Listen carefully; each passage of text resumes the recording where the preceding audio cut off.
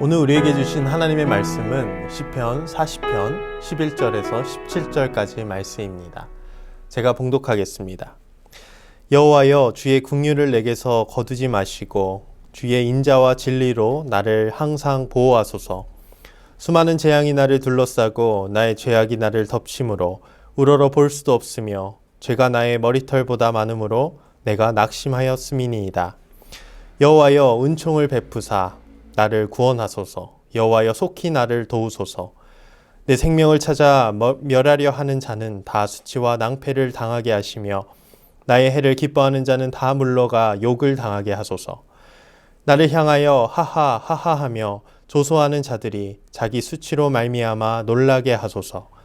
주를 찾는 자는 다 주 안에서 즐거워하고 기뻐하게 하시며 주의 구원을 사랑하는 자는 항상 말하기를 여호와는 위대하시다 하게 하소서. 나는 가난하고 궁핍하오나 주께서는 나를 생각하시오니 주는 나의 도움이시오 나를 건지시는 이시라. 나의 하나님이여, 지체하지 마소서. 아멘. 죄의 황폐함 속에서 라는 제목으로 하나님의 말씀 전하도록 하겠습니다. 길이 있다고 생각하는 것 자체가 착각이야. 인생은 황야니까.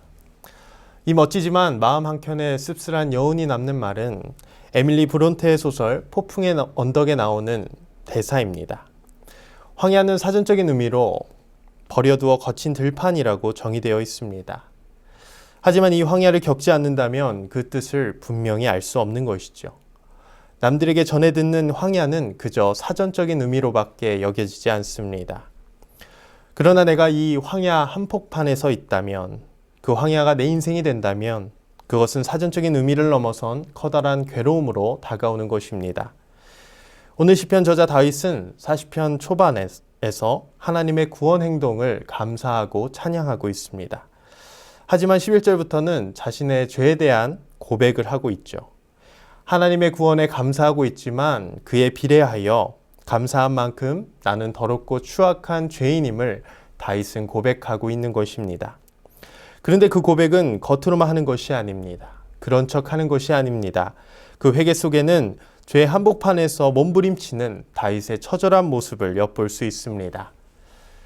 오늘 우리는 이 처절한 다윗의 모습 속에서 회개에 대한 두 가지를 살펴볼 수가 있습니다.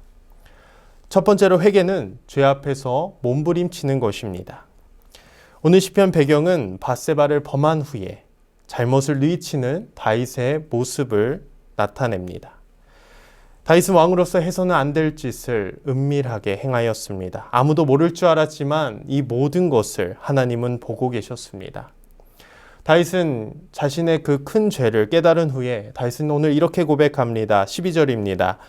수많은 재앙이 나를 둘러싸고 나의 죄악이 나를 덮침으로 우러러 볼 수도 없다. 그렇습니다. 하나님 앞에서 은밀히 행할 수 있는 것은 아무것도 없습니다. 하나님은 모든 것을 보고 알고 계시기 때문이죠.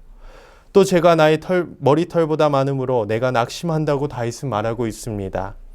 그는 죄의 고통 속에서 몸부림치고 있는 것입니다. 죄 가운데서 다윗은 이렇게 고백합니다. 13절, 나를 도와주소서. 그런데 그냥 도와주는 것이 아니라 속히 나를 도와달라고 다윗은 외치고 있습니다. 그는 자신이 지은 죄의 대가가 얼마나 큰지 알고 있었고 그것으로 인해 처절하게 괴로워하고 있었습니다. 그뿐만이 아닙니다. 그는 다른 사람들로부터 조롱을 받고 있었습니다. 오늘 말씀을 보면 다윗을 싫어하고 호시탐탐 다윗의 생명을 해하려는 자들은 이 일로 인해 기뻐하고 있습니다. 15절에 보면 그 기쁨이 어느 정도인지 의성어 의태어로 표현하고 있는데 나를 향하여 하하 하하하며 조롱하고 있다고 말합니다. 자신을 향한 사람들의 비웃음이 얼마나 심했는지 보여주는 말씀이죠. 그는 이 모든 괴로움 속에서 회개한 것입니다. 다른 사람의 죄가 아닌 자신의 죄로 인해 그는 고통받고 있었고 그 고통 속에서 몸부림치고 있었습니다. 그렇습니다. 회개는 이런 것입니다. 진정한 회개는 잘못했어요, 용서해 주세요, 단순히 한마디로 끝나는 것이 아니라 죄 앞에서 몸부림치는 것입니다. 그 죄에 대한 고통으로 몸부림치며 하나님 앞에 회개하며 나아가는 것입니다. 우리 모두가 오늘 다윗처럼 죄 앞에서 이러한 태도를 갖기를 원합니다. 때로는 이러한 과정 속에서 고통이 따를지라도, 때로는 이러한 과정이 괴로울지라도 하나님 앞에서 처절하게 몸부림치며 회개하는 우리 모두가 되기를 소망합니다. 두 번째로 회개는 주의 신실하심을 믿는 것입니다. 분명 다윗은 골리앗을 믿음으로 이긴 사람입니다. 늘 기도와 찬송 속에 있었던 사람입니다. 무엇보다 끝까지 자신의 최고의 원수인 사울을 하나님이 세우신 왕이기에 죽일 수 없다며 하나님을 그토록 경외하던 자였습니다.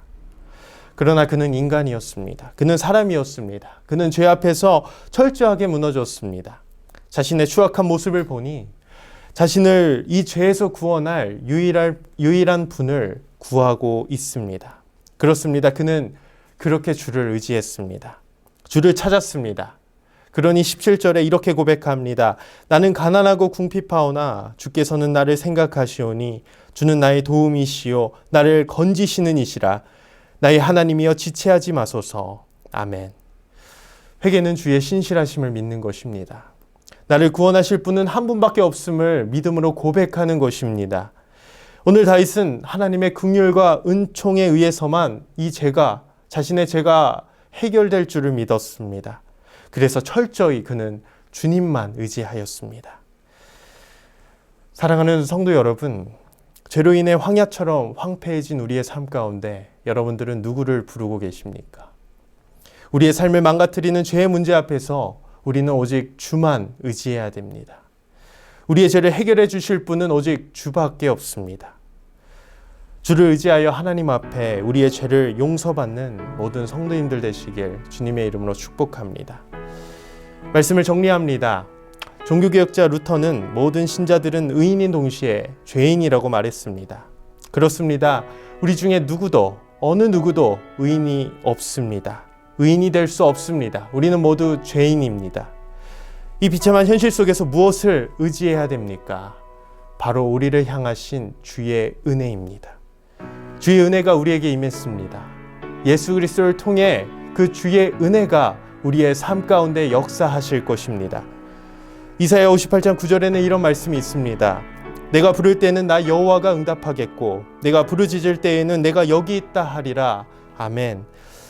우리는 우리의 더럽고 추악한 죄 앞에서 몸부림치며 하나님 앞에 회개하며 나아가야 합니다. 주님께 부르짖어야 합니다. 왜냐하면 우리의 죄를 해결해 주실 분은 오직 주님밖에 없기 때문입니다. 주의 은혜만이 우리를 죄에서 구원해 주실 수 있기 때문입니다. 오늘 다윗처럼 우리의 죄를 모두 하나님께 내려놓고 전심으로 하나님의 은혜를 구하며 나아가는 우리 영혼어린교회 모든 성도님들 되시길 주님의 이름으로 축원합니다. 기도합니다. 하나님 감사합니다. 오늘 주님께 엎드리며 주님을 찾으며 나아갑니다. 우리의 죄를 모두 내어놓고 오직 주만 구합니다. 우리가 그렇게 주님께 나아갈 때 우리에게 은혜를 베풀어 주시옵소서. 오늘 하루도 정말 주님의 자녀로, 거룩한 주님의 자녀로 살아갈 수 있는 우리 모두가 될 수 있도록 성령 하나님 우리와 함께 하시고 우리의 발걸음 지켜 주시옵소서. 감사드리며 예수님의 이름으로 기도드립니다. 아멘.